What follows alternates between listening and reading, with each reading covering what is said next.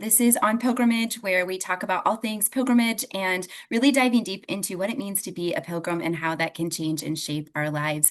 And I'm super excited to talk to Danielle about Detroit. My name's Danielle. I'm so excited to be here today. Thrilled to be here talking with you, Rita, talking about Detroit and pilgrimage. These are two very, very deep loves of my heart. Number one love of my heart, Jesus Christ, Son of the living God, God and true man. And so I'm just excited to shed like a little bit of love on the city that I love and the devotional practice that I love. I've traveled a lot through the grace of God throughout the world, and wherever I travel, like inevitably I'll say, "Hey, I'm from Detroit." And people will be like, "Oh, that's too bad." And then I will say, it sounds like you've never been there, have you? Because if you were, you wouldn't have said that. And they'll say, yes, you're right. So I love the city of Detroit. I think it's a beautiful city. I think it's a city. This is my hot take. Is every place is broken. Every place has brokenness, but Detroit can't afford masks. And so it's just honest. And I really love that about Detroit. I think it's an honest city. I think it's a city of like artistry and honesty and storytelling. So I love that you're talking about it too. Tell me a Yay! little bit about like Yay! what you love about the city, and we'll maybe go from there. Yes. Oh my gosh. I'm super excited to talk to Danielle about Detroit because personally, I was born and raised Michigander. I spent, let's see, I've lived outside of Michigan now for 8 years. And before that, it was only 1 year outside of it. So I've spent 31 years of my life in the great state of Michigan, in the Mitten State. And I am super excited about starting with Detroit because I actually had that perspective, Danielle, for the vast majority of my life. I grew up on the West Side, no more than an hour away from Lake Michigan, and the beautiful beaches that are there. And honestly, like the times I went to Detroit, it wasn't like this great encounter, right? It Hmm. was like when I was a little girl, and this was a long time ago, I went to a Detroit, I think it was a Tigers game was the first Right. game I went to. And at that time, that area, I mean, it wasn't even like, I think it was when things just didn't In look very Corktown? good down Yes, there. Yeah, it was sure. a little scary, a Mhm. little seedy. Mhm. And now it's so beautiful. Like they have done so much, but I love that you say that. Like Detroit just can't afford the masks, and that's truly beautiful because don't we want that anyway? We want things to be brought to the light. We don't want to like, oh, this is so great, and then you like get to an underbelly, and you're like, oh, actually, that's really not good. Anyway, so. I'm super excited to talk to you about Detroit because when my husband and I were putting together the Detroit guide, running through our version of it, we encountered a totally different Detroit than I had ever seen or known existed, and it rocked my socks off. It Yeah. is amazing. Yeah. I Amazing. I would say and this is through the lens of like through the grace of God, I've been able to travel a lot. Um, I think Detroit is one of the most beautiful cities in the world. And maybe that's because I love it, but I think it's also because you have to be able to see beauty, right? Mm, And I yeah. really love that. Detroit, like also just for like your listeners and Detroit is huge. The footprint is very large. It's I think inside of Detroit can fit like several of the New York boroughs plus all of Boston plus all of San Francisco and have more. So when Wow. you talk about Detroit, it's not like a little bit of space, it's a ton of space. It's very, very Hmm. vast. And so there's a lot. And so to even talk about Detroit, it's a lot of different things, right? There's a Yeah. lot of diversity in it, which is cool too. But and maybe this will kind of one thing that I think Detroit has always had, which I really love, is Catholicism.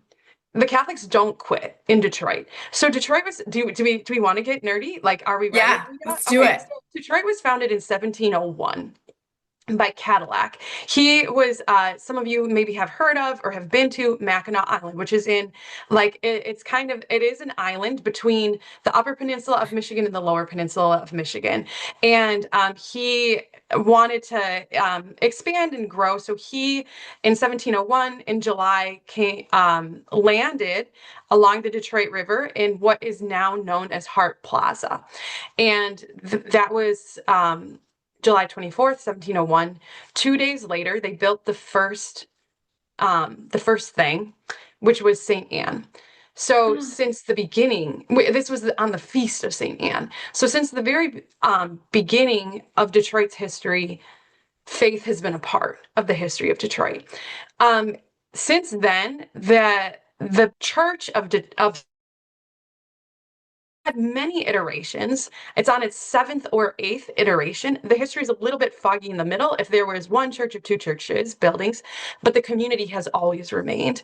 And that gives it the title of the second oldest continuously operating Catholic parish in the United States, which is wild, right? Like, number one is in St. Augustine, Florida. Number two is in Detroit, Michigan. We're the second oldest continuously operating Catholic church in the United States. Now, there was the St. Anne in Mackinac Island, which continues to be in Mackinac Island. However, that community was not always active, which is what lends to Detroit. So the current building is not where it originally was. The current building is now what we would call in Southwest Detroit. That building was built in 1886. It was named Minor Basilica a couple years ago, and it's like a beautiful place to visit. It still has the oldest stained glass windows in the city of Detroit. When you come in, you look up, there's like a gray set of windows around. The previous building to that was called the Stone Church. So those windows are from that. And then also the altar rail that you see. And then like if you're facing the altar on the left-hand side, there's a statue of Saint Anne. Saint Anne is the mother of Mary, the grandmother of Jesus. So, and the patroness of Detroit. There are very few cities in Michigan, or no, sorry, in the United States rather, who have a patron saint, and Detroit is one of them. And it's Saint Anne. Praise the Lord. I love that. And when we were in the church, I also saw like there's a lot of crutches and things that are Yes. very old by the statue of Saint Anne. And so I assume that's attributed to miracles from her intercession as well. Sure are. And they can't keep all of them, but it's kind of fun if you even look through the oh, okay, so side note. I worked at St. Anne for 3 years. That's how I have this knowledge, everyone. So if you look through there are current ones, a couple of ones that I will probably still be there if you check them out. Number one, there's like a burn victim has left their like body cast. Number two, someone has left their sobriety like information. So that one's Mm. recent. And then number three, and this one's kind of like a cute story, and it feeds into something too. So there, every summer is the novena to Saint Anne. So 9 days of prayer leading up to the feast day. Every day is kind of celebrates a different culture from around the world. And so there's our Chaldean brothers and sisters come one night in Eastern Europe, and like all of Africa, like all of these come. And one of my friends, Bob Wayner, huge shout out, very cool friend at the Basilica there. He met a woman and she was like, what's going on here? What's happening? Explained the novena. It's 9 days. We'd love to have you come. She started coming back. And then she said, he didn't see her for a couple nights and he saw her again. And he said, hey, where have you been? And she said, this is crazy. I lost my dog a while ago. And she said, I came home from the novena last night and there was a voicemail and they said, we found your dog a couple cities over. Come pick him up. And she's like, and that's why I wasn't here the last novena days. And he said, that's a miracle. You have to leave something. So there's also a dog collar for someone That's who's got their dog. amazing. Oh Yeah. my gosh. Yeah. That's Yeah. amazing. It's so Yeah. So cool. there's And old I and think new. I think sometimes when we like see these things or we like see, especially if it's like a crutch or something, I don't know. I used to do this anyway. Like I would be like, "Oh, that's so cool that God works in such big, huge ways." But like Yeah. that I'm sure was huge to her heart. And and Right. and those things are just as important. And I think things that we sometimes like we almost forget to ask of Yeah. like these things that also are just as important for us. It is so beautiful. Oh my Yeah. gosh, I love that. And I'll say this too, for anyone who visits, there's a first class relic of St. Anne there. So, Rita, what is a third class relic? What's the difference? Do you know? Yes, yeah. So third class relic has been touched to a first class relic, Yeah. right? Yeah.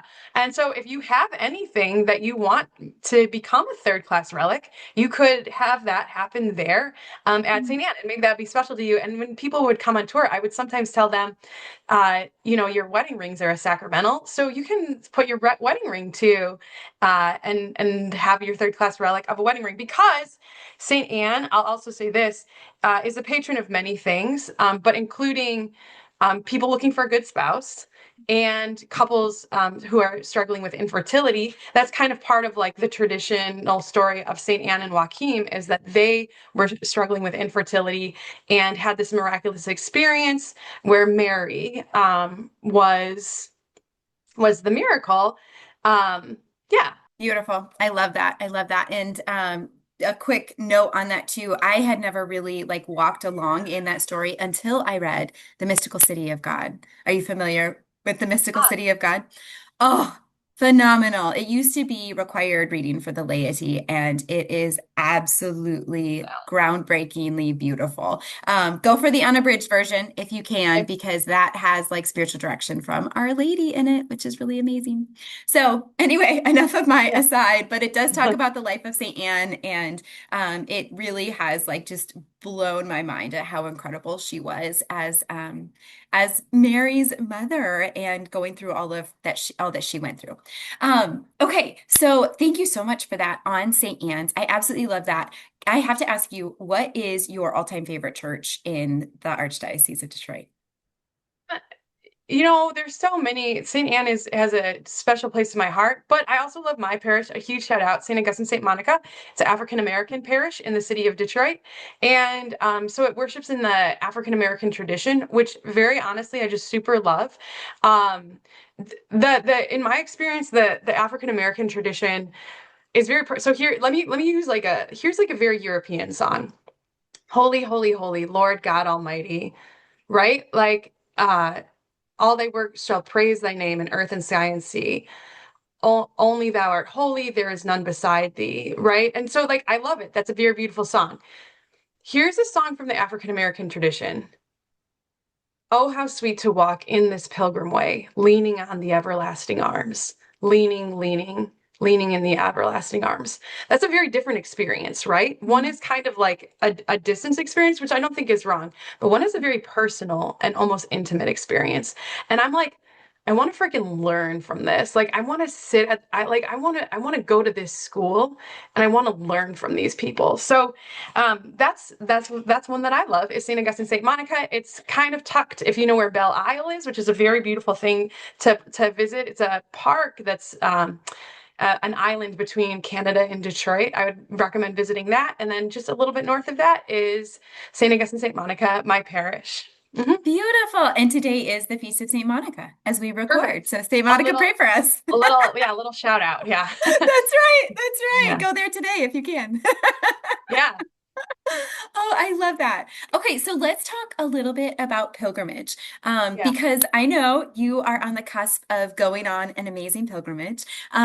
So maybe let's just talk first about, I love to hear how other people like to define pilgrimage. So if you were talking to somebody and they were like, what, Danielle, what even is that? Like, aren't you just going on a trip? And you're like, no, it's a pilgrimage. Like, how would you explain that to someone that is like, totally glossed over? Like, that's just a trip. Yeah, that's a good question. And I would say that it is like in some ways like that is kind of key to it is that it does have a trip. So like you're not wrong, right? But I would say like it's a trip with intentionality and especially a trip with prayerful intentionality.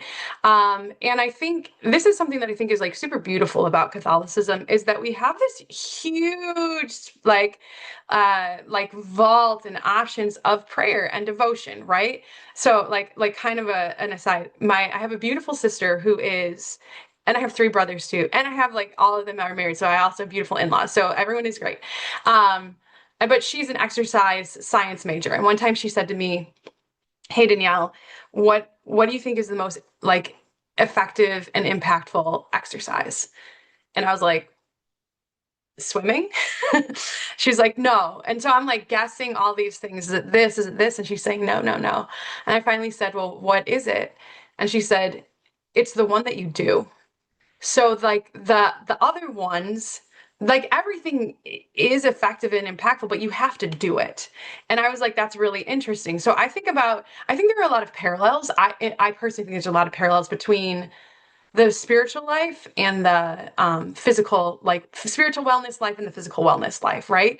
So what is the most effective devotion, one could say? And I would say it's the one that you do.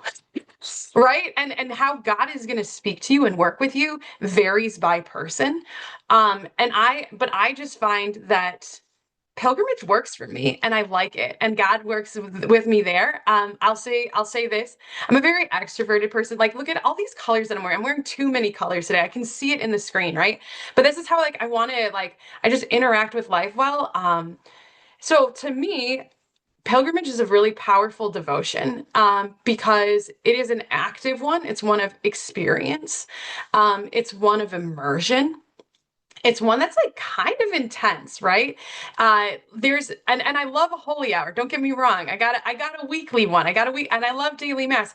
But like a holy hour is kind of like you go, you have an hour of silent prayer. And I love that. Pilgrimage is what? Girl, I'm about to get on an airplane through the grace of God and be dirty and stinky and hungry and tired for 2 weeks, right? And that's a different experience of being like, God, I'm showing up in a very vulnerable way. And I'm asking you to show up too. And I don't have all the answers. I don't know what's going to happen in this experience. But I believe that, like, when I show up, you will too.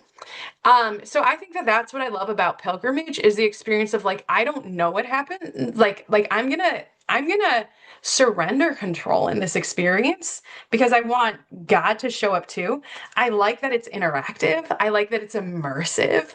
I like that God provides, and I like that He's in control. So that's what I would say.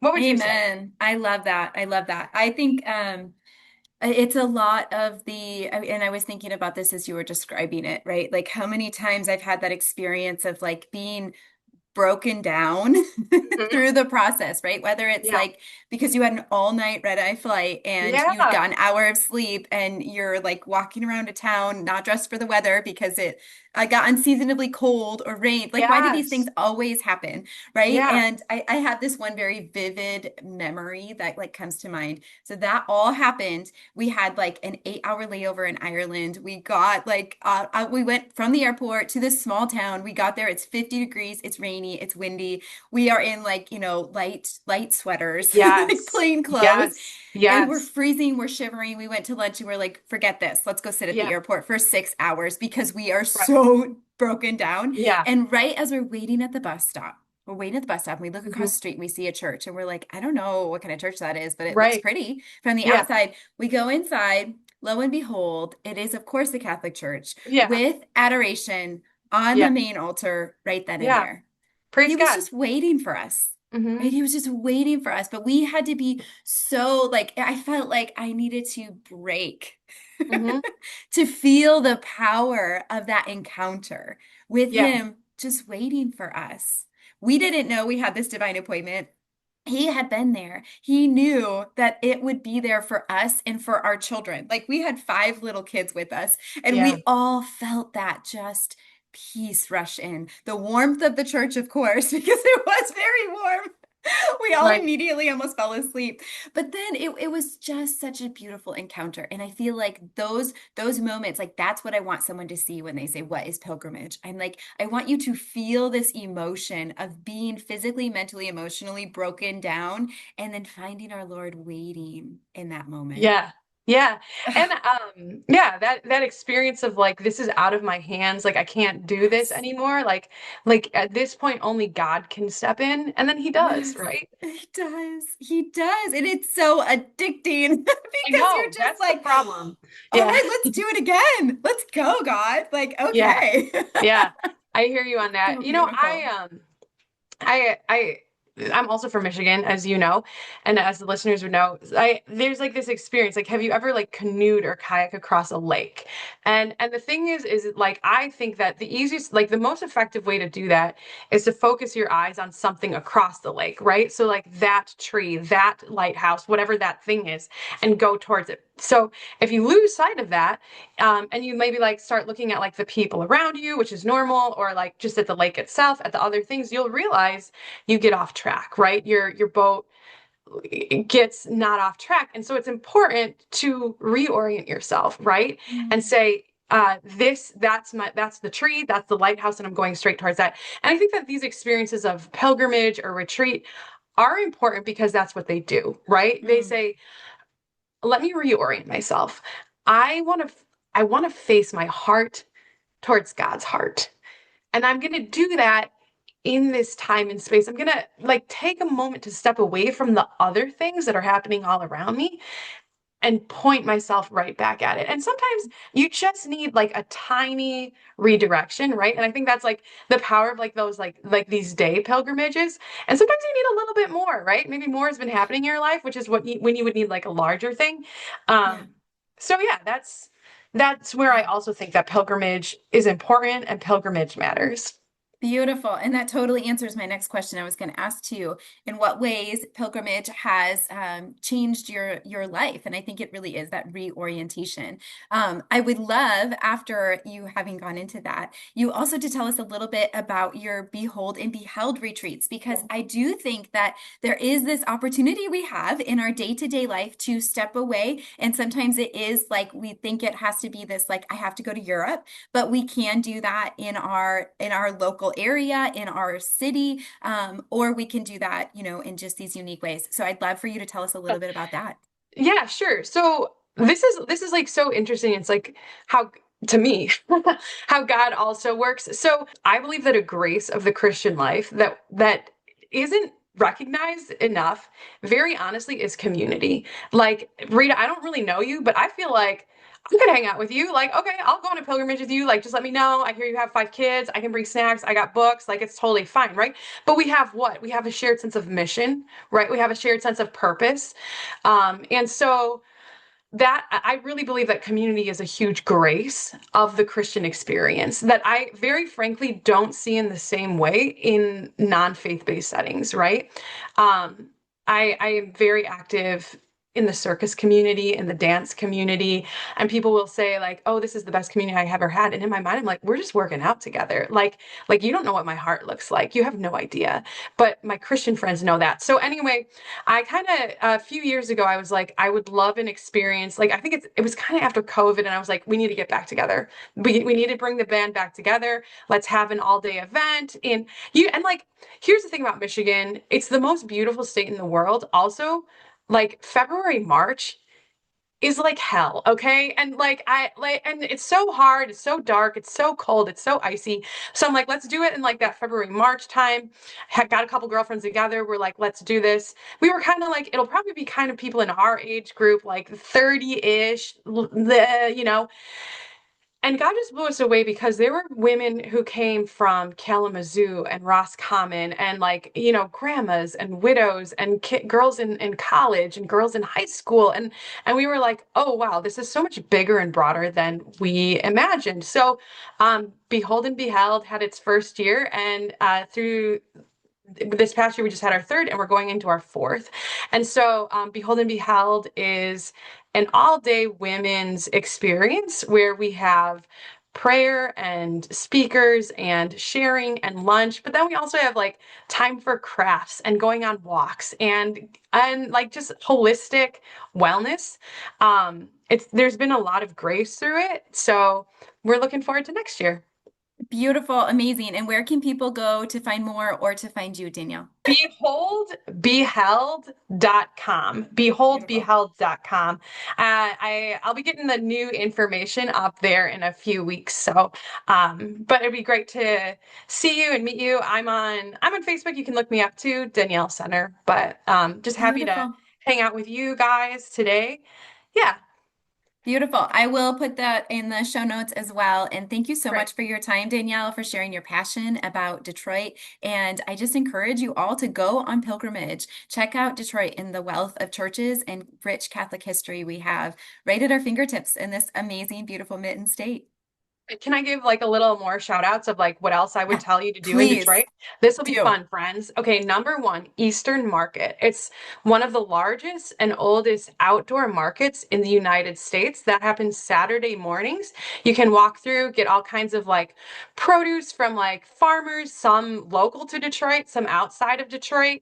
There's like street musicians and food. That is a blast and a half. Another thing that I would recommend that you do, there's a church that's near our cathedral, Blessed Sacrament Cathedral. It wasn't a Catholic church, but it's been redone by a woman in the community, and it's called the Congregation. So this was a church that wasn't Catholic, and now it's a coffee house. But it's been like remade in a really beautiful way that really promotes and encourages community.